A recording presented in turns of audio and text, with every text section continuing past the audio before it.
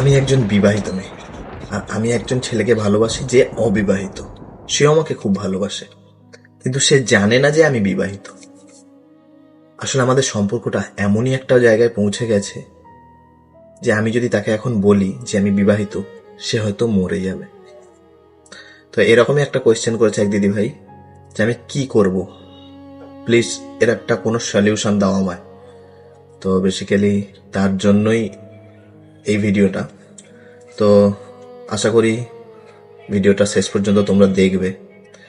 আর যদি আমার কথাগুলো ঠিক মনে হয় তাহলে অবশ্যই একটা কমেন্ট করে জানিও কেমন লাগলো, কথাগুলো ঠিক না ভুল।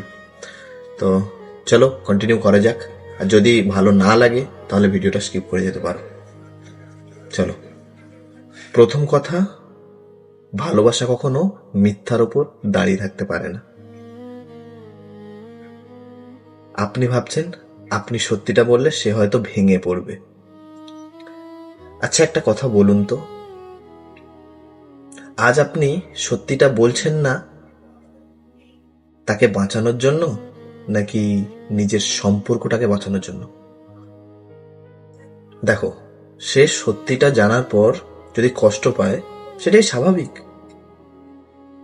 আর সত্যিটা জানার কিন্তু তার অধিকারও আছে, কারণ সে তার ভবিষ্যৎ, আবেগ সবকিছু বিশ্বাসের উপর রেখেছে।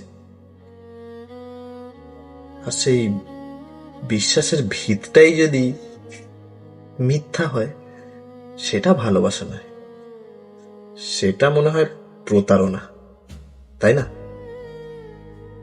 তোমার সাথে যদি এমনটা কেউ করতো, সেম মনে হতো তো? তো এটাই স্বাভাবিক।